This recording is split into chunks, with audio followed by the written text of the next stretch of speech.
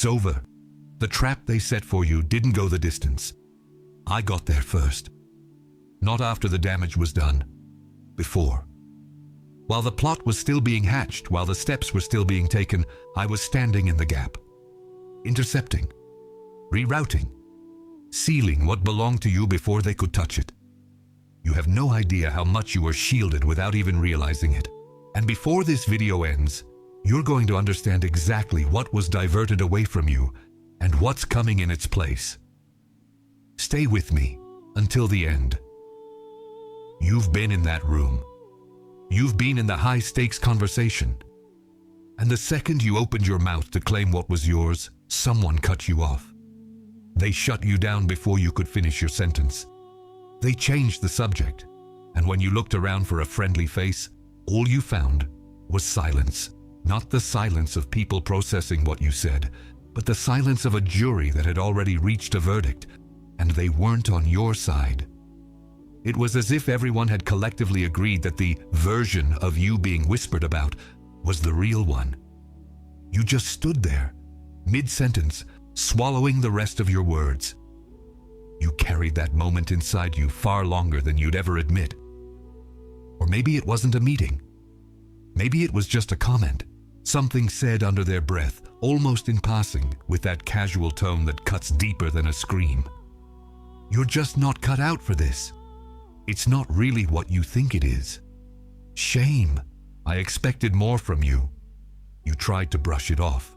You tried to chalk it up to a misunderstanding, or them having a bad day, or just a misread of the situation.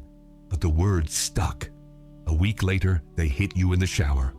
3 weeks later, they woke you up at 2 a.m.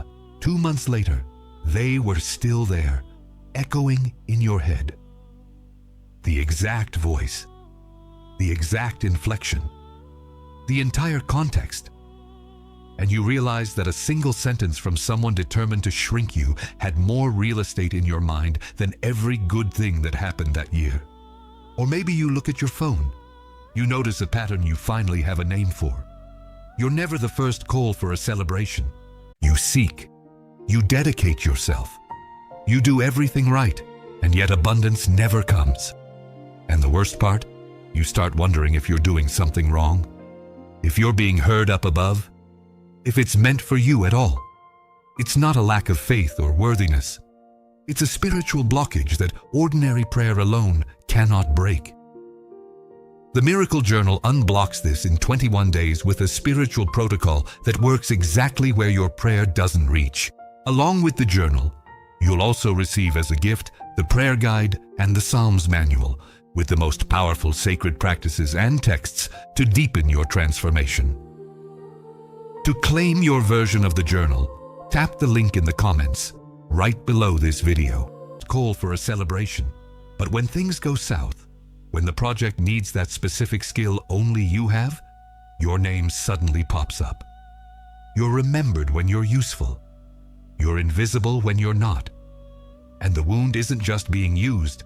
The real sting is the realization that no one around you sees you as a person, only as a resource.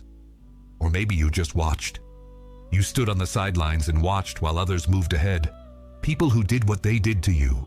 People who worked against you in ways only you truly know. They used what they knew about you to sabotage you in ways that were invisible to everyone else, or at least subtle enough that no one stepped in. And those people are still standing. Thriving in some cases, being celebrated in the very circles where you were silenced. You've done a quiet inventory of it all, one you haven't shared with anyone, because you didn't want to sound bitter. You didn't want to be the person who just can't get over it. But deep down, you asked yourself, what am I doing wrong? Why does the scale always seem to tip in their favor? Why is the person who should have fallen still standing while I'm still trying to rebuild? You are standing here, carrying all of that. That isn't a small thing. That takes more strength than most people could ever imagine you possess. If this message is hitting home, hit that like button right now. That like is your public amen. Heaven records what you confess in the light. And before we go any further, I want to tell you what you're going to receive before you close this window. First, you're going to realize that the opposition you faced wasn't a sign that you were wrong. It wasn't a sign that there was something fundamentally broken about you. It was a sign that you carried something that had to be stopped. Targets aren't chosen at random. The bigger the attack, the more of a threat you were to the enemy's agenda. The intensity of what came against you is the evidence of what's inside you. Second, you're going to receive the interception protocol. 3 concrete moves to sever the tie with your attacker and start receiving what was blocked. I'm not giving you theory. I'm not giving you food for thought. I'm giving you action. Before this video ends, you will have completed all 3 steps. Third, before you leave, you're going to be able to declare with total conviction, not as a wish but as a fact, I don't need revenge. Heaven has already responded. I put you here because this word is for you. I saw every move made against you, and I moved before the full damage could land. I didn't sit on the sidelines waiting to see how it played out. I stepped in early. Close your eyes for a second if you can. Take a slow breath. What I'm about to say needs to be received, not just intellectualized. I'm going to name the signs. Signs that heaven hasn't just seen what happened, but is actively responding. Signs that there is a shift happening that you might not have been able to name yet. Sign number 1, you've been dreaming about people from your past. Not in a predictable way. It's random. A face you didn't expect. A scene you thought was settled. You wake up trying to figure out, why that dream now? Why that person? You called it processing the past. You called it stress. You called it meaningless. But something else is happening. Your spirit is settling accounts that are still open in the spiritual realm. Not because you didn't forgive, but because heaven is still tallying what was done to you. Those dreams aren't noise. They are the spiritual processing of something that is still in motion. Sign number 2. You've lived through moments that should have been absolutely devastating. Decisions were made against you that should have locked every exit. And the exact moment they happened, you felt something that didn't make sense. A strange stillness. Not hype. Not the fake it till you make it courage. A quietness that came from the inside out without you building it. You called it shock. You called it dissociation. You called it being numb. What it actually was active protection operating before you felt the real weight. A spiritual shock absorber that kicked in before the blow could finish its trajectory. You weren't just tough. You were covered before you could feel what should have crushed you. Sign number 3. News is reaching you about those who attacked you. Not because you went looking for it. It just found you. A piece of information in a conversation about something else. A comment from someone who didn't even know it was relevant to you. You felt conflicted when you heard it, because part of you didn't want to feel what you felt, but you felt it anyway. You called it a coincidence. You called it accidental gossip. It's not a coincidence. It's confirmation that the scales are shifting. Heaven is balancing the books. And part of that accounting is becoming visible in ways that reach you without you having to lift a finger. Sign number 4. That feeling of having dodged a bullet without knowing exactly what the bullet was. A decision you didn't make for a reason that seemed tiny at the time. A door that stayed shut and frustrated you. And months later, you saw what was on the other side. You realized, if I had walked through that door, I'd be trapped right now. You called it good luck. You called it a gut feeling. It was the memory of a detour that happened before the impact.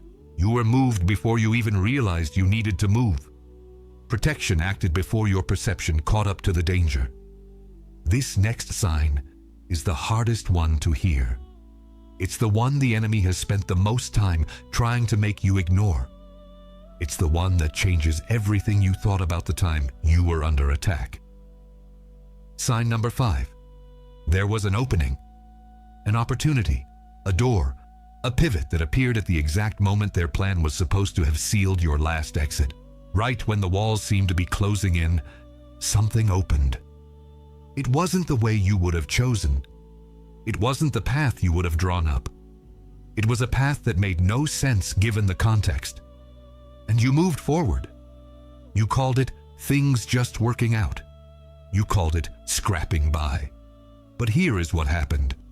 What they built against you accidentally became the hallway through which you advanced.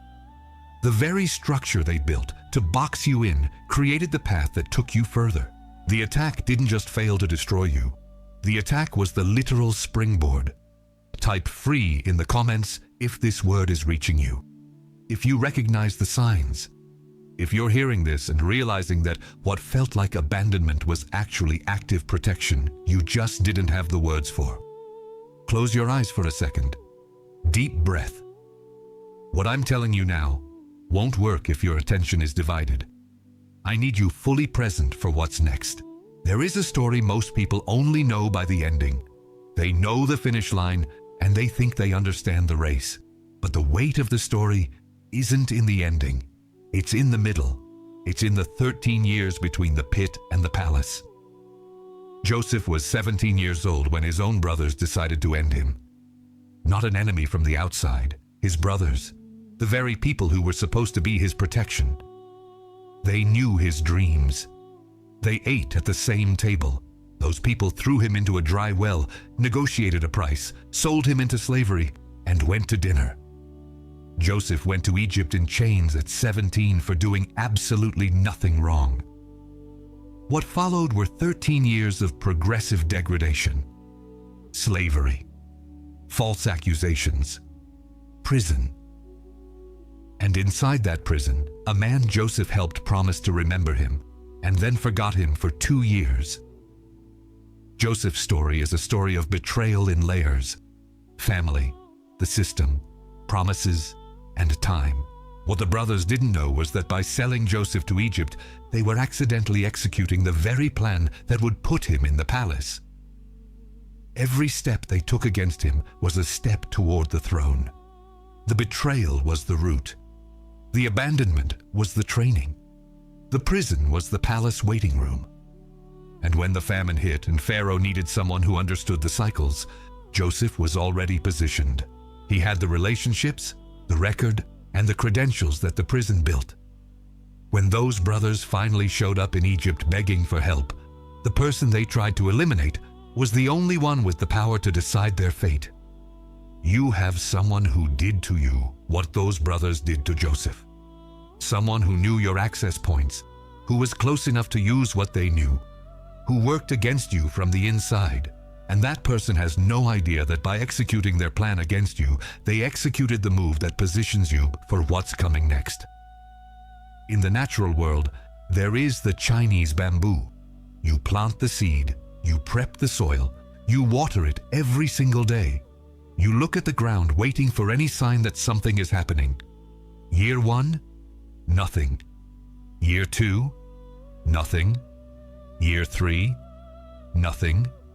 Year 4, still nothing. Anyone looking at that patch of dirt would say the seed is bad, the soil is wrong, and the method is a failure. They'd tell you to give up and try something else. But in the 5th year, the bamboo breaks through the soil, and in 6 weeks it grows over 80 feet tall. The obvious question is, what was happening during those 4 years of silence? The root system was being built. Underground, invisible to any observer, the plant was densely, specifically preparing the structure capable of sustaining that explosive growth.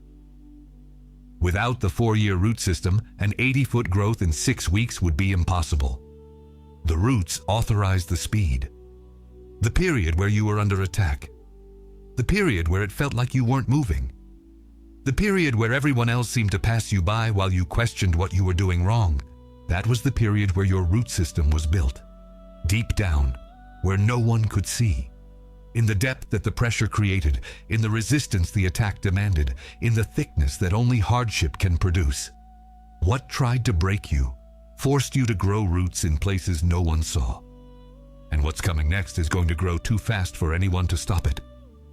If the betrayal came from someone who should have protected you, type Joseph in the comments. If the wait has been long, and the roots were built in the silence, type bamboo. Let me stop for one full minute. I need you to hear what I'm about to say as an observable fact, not as motivational encouragement, not as an attempt to make you feel better about what happened. This is a description of reality. Fact. You survived a plan that was designed to eliminate you, not to frustrate you temporarily, not to delay you a few months, to eliminate you. There was intent, there was strategy, there was execution, and yet you are here. Fact. You reached this moment without the defense you deserved, without the recognition that should have come, without the support that would have made the road easier, and you made it anyway. Fact. The signs we just named are confirming that the spiritual books are being balanced. The accounting is happening. It's not starting in the future. It is in progress right now. Fact, you are still carrying, in some part of you, the weight of someone who hasn't fully let go of their attacker. The tie is still active on some level, and that isn't a character flaw, or a lack of faith, or a lack of spiritual maturity. It's humanity. But it has a real cost, and it's costing you right now. I know what it cost. I know about the moments you kept to yourself because you knew no one would understand the full scale of what happened. I know about the conversations you didn't have because the weight was too heavy for words. I know about the nights when the narrative they built about you tried to move in, and you had to actively fight just to remember who you actually are. I saw every detail. The parts you told people and the parts that stayed inside. The things you said and the things that never found a way to become language. And here is who you are in the middle of all that. You are the sealed survivor. I saw every night when their version of you tried to take over. When their voice was louder, more convincing, more repeated than your own conviction. You came close to giving in. Not in some dramatic way, but in the form of a tiny doubt that grew in the dark. The doubt that maybe they saw something real you couldn't see. The suspicion that their version of you had some merit you were just refusing to admit. But you didn't break. It wasn't perfect. It wasn't without cost and it wasn't without scars. But you are here with your identity intact. That means something in you recognized the difference between the manufactured version and the real version, even when they were hard to tell apart. What this authorizes from this moment on, you can stop wasting energy defending yourself against the fake version they spread. Not because it's gone, and not because the people who believed it suddenly woke up, but because heaven has the correct record. The account will be settled based on what is recorded in heaven, not what was whispered in rooms where you weren't present. You don't need to spend another second correcting a narrative you can't control. The only record that matters is at the level where the real decisions are made. You are the bearer of the intercepted plan. I saw the exact moment the blow was supposed to land. The timing was calculated. The setup was perfect. The moves were coordinated so the impact would be final, so the doors would lock simultaneously, so you'd have no room to move. And I was in the way before the plan could finish. The detour happened at a level you couldn't see, but you felt the effects in that strange quiet, in that nonsensical opening, in that small decision not to go through with something. You called it scrapping by. What that period actually was construction. What was rigged to destroy you created the structural conditions for what you're about to receive. The attack wasn't just stopped, it was redirected, and the redirection built the hallway to your next level. What this authorizes: stop calculating what you would have achieved if you hadn't been attacked. Stop looking at that time as lost time that can never be recovered. The attack didn't delay the plan. It was part of the plan. The roots built during the time are what will sustain what's coming. You are the heir to the blocked blessing. I saw everything they tried to withhold. Every resource diverted. Every door shut by people working against you. Every opportunity sent the other way. Every connection sabotaged before it could bloom. I saw it all. In detail. With names and dates. and I recorded it. What's coming isn't compensation. Compensation is when you get something else of equal value for what was stolen. What's coming is restitution. Restitution is when the thing that was blocked finally arrives. What was yours by decree and was held back arrives now, with interest for the time it was delayed. What this authorizes: receive what's coming without guilt, without the feeling that you don't deserve it, or that it's just a fluke, or that it won't last. What's coming is an inheritance. An inheritance isn't a win. It isn't luck. It's what was always yours reaching you because the time has finally come. Type the name of the identity you just received in the comments. Sealed survivor, bearer of the intercepted plan, heir to the blocked blessing. Claim what is yours. And if you haven't subscribed to this channel yet, do it now. What's being built here isn't a random series of videos, it's a journey, and the next step is going to require what was planted today. It's time for the protocol. It's called the Interception Protocol. 3 steps. These aren't meditations for when you feel ready. These are actions. You do them now, right here, while the space is open. Step 1. Name the plan that was rigged against you out loud. Don't be vague. Don't just call it injustice. Be specific. They tried to destroy my reputation by using this specific situation. They tried to block my access to this space using this person. They built this specific narrative to eliminate me from this position. Specificity matters, because what you don't name, you can't confront. What stays vague stays active. Naming it out loud drags the attack into the light where it can be dealt with. It strips the power from the silence it's been growing in. Step 2. Declare out loud that you are releasing the attacker from your spiritual system. Use these words or your own, but be clear. I release this person from my system, not as a sign that what they did was okay, not as a declaration that they were right, but as an act of frequency disconnection. As long as the tie is active, you are plugged into the frequency of what tried to destroy you. The energy you spend on them, whether it's anger, planning your response, or replaying the trauma, is energy being drained from what you could be building.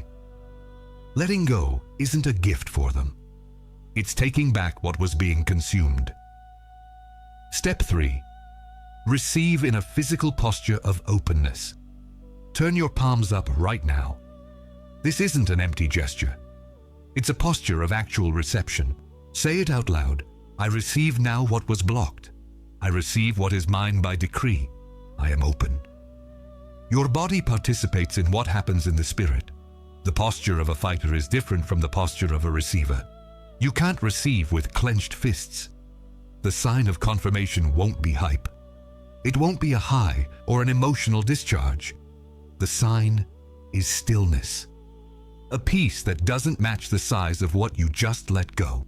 An internal stability that didn't come from a logical resolution, but from something settling deeper than thought can reach.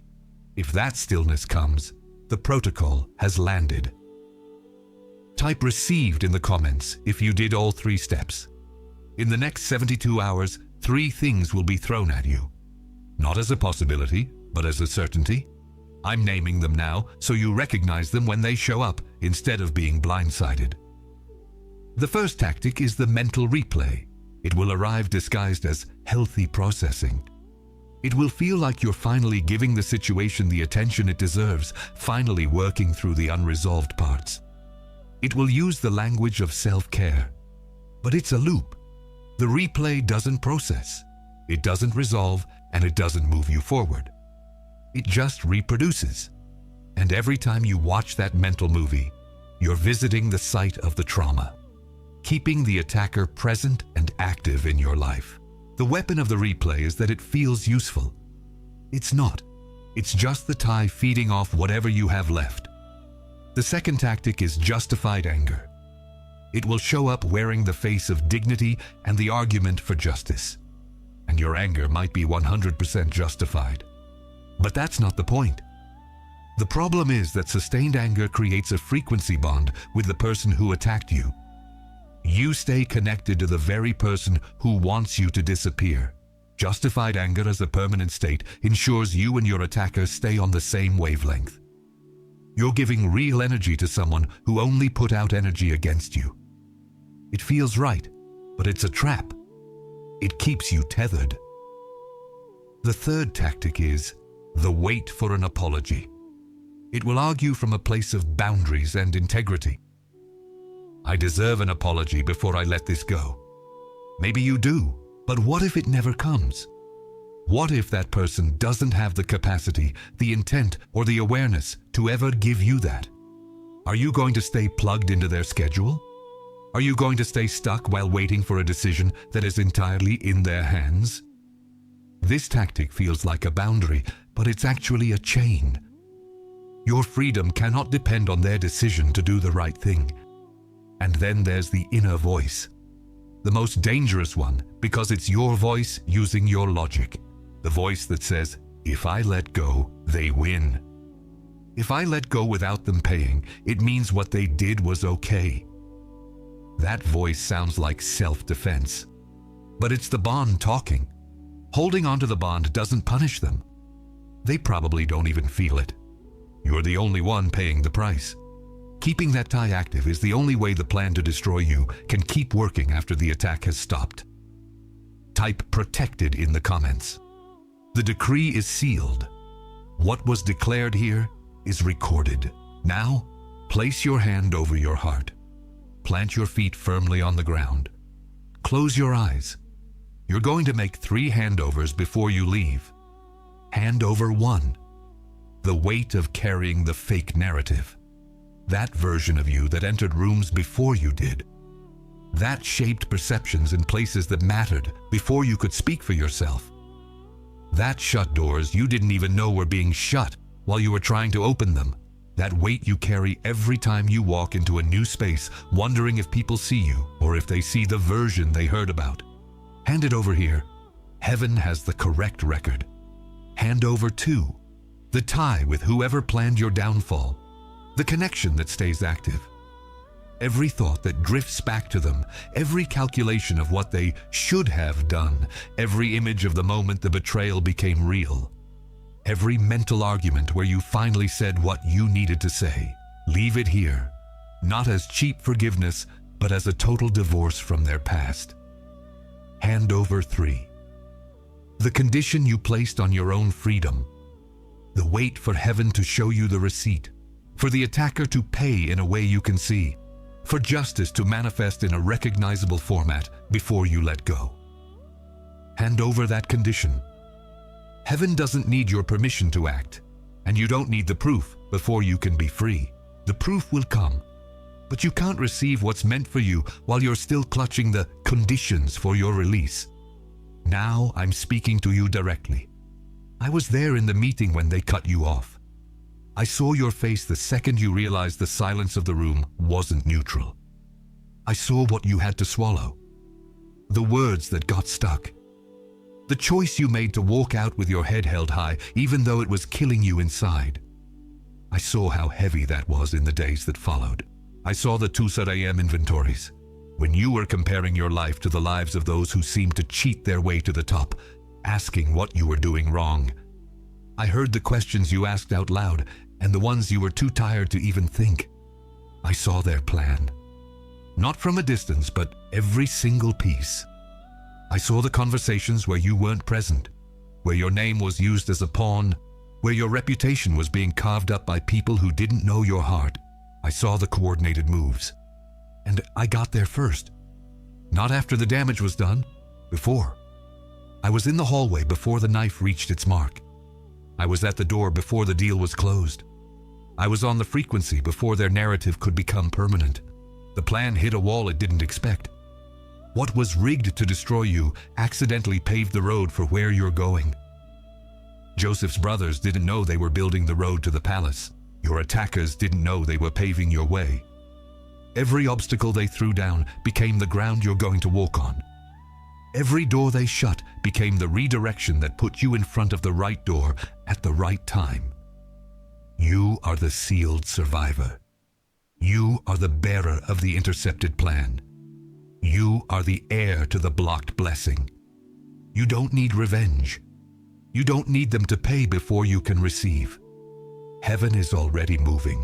It was moving before you hit play, and it'll be moving after you leave. Say it out loud. What was planned against me, God got there first. Say it again. What was planned against me, God got there first. Now type "done" in the comments. And think of one specific person, not a group.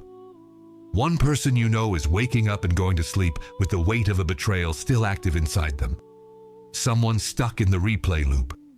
Someone being drained by justified anger. Someone waiting for an apology that isn't coming. Send this video to them right now, because what reached you here is exactly what they need to hear before that tie steals another day of their life. The next video is going to continue this. Don't miss it. You aren't the same person you were when this message started. What was handed over is gone. What was intercepted stays intercepted. The path in front of you is clear. Now move. You seek. You dedicate yourself. You do everything right, and yet abundance never comes. And the worst part? You start wondering if you're doing something wrong, if you're being heard up above, if it's meant for you at all. It's not a lack of faith or worthiness. It's a spiritual blockage that ordinary prayer alone cannot break. The Miracle Journal unblocks this in 21 days with a spiritual protocol that works exactly where your prayer doesn't reach. Along with the journal, you'll also receive as a gift the prayer guide and the Psalms manual with the most powerful sacred practices and texts to deepen your transformation. To claim your version of the journal, tap the link in the comments right below this video.